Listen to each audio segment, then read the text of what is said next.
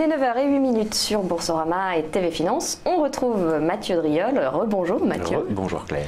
Je rappelle que vous êtes analyste senior chez Day by Day. On va scruter de près les market movers. Et divorce réussi pour Ubisoft et Vivendi qui se portent bien ce matin. Gap haussier sur Vivendi dans un premier temps, plus 2,10 à l'heure actuelle.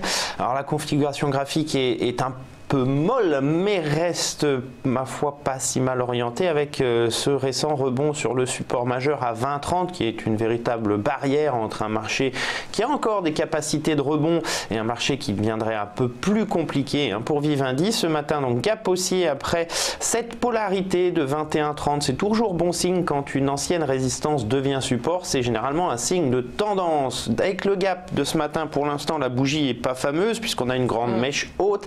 On préfère avoir une belle bougie blanche, signe que les acheteurs ont de la suite dans les idées et permettent notamment le franchissement de la résistance à 22,21. C'est ce qu'il faut surveiller aujourd'hui sur Vivendi. Oui, parce que Vivendi a réalisé une belle plus-value d'1,2 milliard d'euros, mais ils ont quand même perdu dans leur bataille pour au final, ils n'ont pas Ubisoft. Ubisoft qui, elle, se porte particulièrement bien. Boursièrement parlant, on voit c'est quand même une sacrée tendance haussière avec notamment depuis, on va dire, presque un an, février 2017, on va les 30. Bon, on est à plus, on a coté 72 il n'y a pas si longtemps que cela. Le titre, on en avait parlé hier, il est dans un range assez plat, donc entre 72,30 et 62,20, un range de 10 euros. On teste alternativement les bornes hautes et les bornes basses. Là, on a testé la borne haute, mais vous voyez que la réaction pour l'instant est beaucoup plus mitigée comparée à précédemment. On avait eu chaque fois de fortes et de rapides corrections. Là, on s'est arrêté sur le milieu du range et là aussi, vers 68,26, on effectue une polarité. Donc à plus 3 pour l'instant. Le titre montre quelque chose d'assez sympathique si on passe sur des cours de clôture ici. Donc on enlève toutes les mèches, on n'a que les cours de clôture et vous voyez cette polarité apparaît visiblement beaucoup plus forte que ce qu'elle ne peut l'être sur ce graphique en bougie.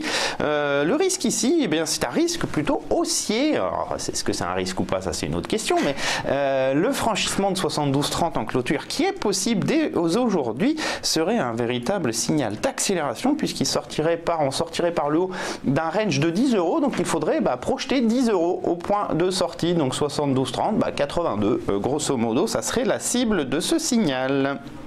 Alors, autre valeur à la baisse, je remets mes lunettes, Hermès à la hausse. À la hausse, une valeur qui se porte très bien dans le luxe. Plus 3,38 à l'heure actuelle et on fait de nouveaux plus hauts historiques. Alors Hermès consolidé à plat depuis de longs mois, vous voyez, depuis le 26 avril dernier et la création de ce sommet, on était dans un plat entre 416 et 448 euros. Ça fait cher l'action, mais c'est comme ça. Le titre est sorti par le haut de cet intervalle, peiné un petit peu à accélérer depuis 2-3 jours. Et puis ce matin, avec ce gap et cette énorme bougie blanche, c'est le cas. La tendance reste extrêmement boule. C'est un titre qui est particulièrement robuste. Au pire, il consolide à plat. Au mieux, il accélère fortement à la hausse. Prochaine résistance, 477 et 493. Un titre qu'il faut conserver en portefeuille. Alors, une valeur cette fois, il ne faudra peut-être pas conserver en portefeuille, Saint-Gobain. On souffre un petit peu, Saint-Gobain, moins 1,77. Pour l'instant, on voit cette pression baissière qui s'exerce depuis la fin octobre 2017 avec des accélérations baissières assez nettes et des phases de reprise un petit peu violentes, mais qui au final ne permettent pas d'inscrire de nouveau plus haut. On est donc toujours dans cette logique de pression. Ici, donc dernier mouvement baissier, retour sur le support à 42,30, une reprise haussière qui n'a pas permis de déborder notamment cette moyenne mobile à 200 périodes qui de support devient résistance. C'est un premier signe qui n'est pas très bon. Alors on retrouve quand même des acheteurs aux alentours de la zone de support des 44,55. On voit ici donc les précédents tests de début mars et la mèche basse de ce matin sur ce niveau.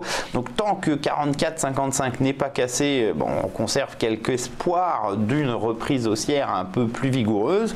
A contrario, la rupture de ce niveau ce soir en clôture ne serait pas bon signe du tout pour le titre Saint-Gobain.